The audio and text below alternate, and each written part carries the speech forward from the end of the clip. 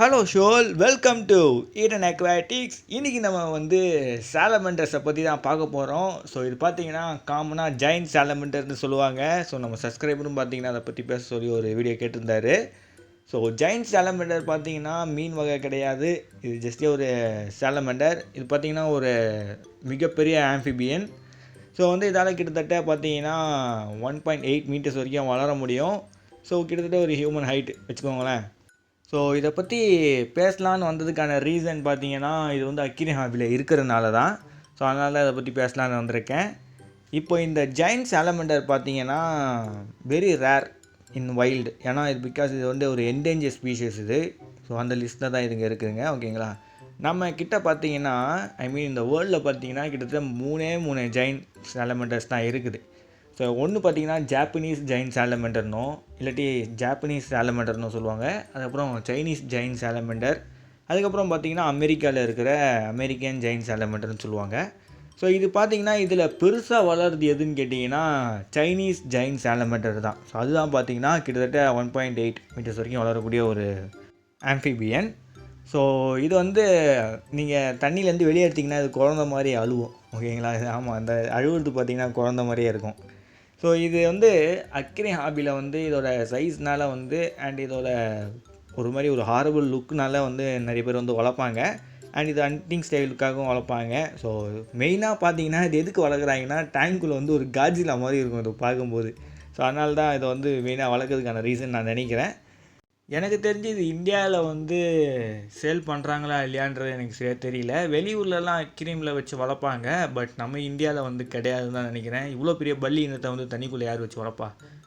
So வந்து நம்ம ஆளுங்கள்லாம் வந்து இன்னும் அந்த சின்ன அந்த சாலமண்டர் இருக்குது பார்த்திங்க, ஆக்ஸ்லாடு. ஸோ அதை வச்சு தான் இப்போ நம்ம ஆளுங்களாம் ஓட்டிகிட்ருக்காங்க. இதெல்லாம் வந்துருச்சுன்னா அப்புறம் துருன்னு வாங்கி ஒரு 2 ஃபீட் டேங்க்கில் வச்சு வளர்த்திடலான்னு நினச்சிடாதீங்க. ரொம்ப ஹியூஜாக வளரக்கூடியது இது. ஸோ நீங்கள் வந்து 2 ஃபீட் டேங்க்கு அப்படிலாம் வச்சு வளர்த்திடக்கூடாது. ஓகேங்களா, இதுக்கு வந்து மிகப்பெரிய டேங்க் வேணும். அண்ட் ஆக்ஸ்லாட்லேயே பார்த்தீங்கன்னா அந்த வாட்டர் டெம்பரேச்சர் கோல்டாக இருக்கணும். ஸோ அத்தனோண்டு டேங்க்கு அது வைக்கும்போது வாட்டர் டெம்பரேச்சர் கோல்டாக நம்ம செட் பண்ணி வச்சிடலாம். பட் இது வைக்கும்போது நீங்கள் ஒரு பெரிய ஹியூஜ் டேங்க் செட் பண்ணி ஆகணும். அந்த வாட்டர் டெம்பரேச்சர் பார்த்தீங்கன்னா 24 செல்சியஸ்க்கு கீழே மெயின்டைன் பண்ணி ஆகணும். ஸோ இப்போ யோசிச்சு பாருங்கள், மிகப்பெரிய கூலர் நீங்கள் வைக்கிற மாதிரி இருக்கும் அந்த டேங்க்குக்காக. ஸோ அந்த வாட்டரை வந்து நீங்கள் கோல்டாக வைக்கணும். ஓகேங்களா, ஸோ பார்த்தீங்கன்னா இது கொஞ்சம் கஷ்டம் தான் நம்ம ஆளுங்களுக்கு. அதனால தான் நான் வந்து நினைக்கிறேன் இது வந்து அவ்வளோவா இந்தியாவில் வந்து சேல் பண்ணுறது இல்லைன்னு. எனக்கு தெரியல, யாரோ சேல் பண்ணுறாங்கன்னான்றதை காம்படிஷனில் சொல்லுங்கள், நான் தெரிஞ்சுக்கிறேன். அதுவும் இல்லாமல் பார்த்தீங்கன்னா இதுங்க வந்து ஃபுல் தண்ணியிலே இருக்கக்கூடிய ஒரு உயிரினம். ஸோ நீங்கள் வந்து இதை வந்து தண்ணியில் இருக்கிறதுனால இதோட வாட்டர் பார்த்திங்கன்னா வெல் ஆக்சிஜனேட்டடாக இருக்கணும். நிறைய ஆக்சிஜன் இருக்கணும் தண்ணியில். ஓகேங்களா, இது வந்து அதோட ஸ்கின் வழியாக தான் ப்ரீத் பண்ணுது. அதில் மூக்கும் இருக்குது, அது வழியாக கூட ப்ரீத் பண்ணும். ஸோ தண்ணியில் பார்த்திங்கன்னா நிறைய ஆக்சிஜன் வேணும், மஸ்ட்டு.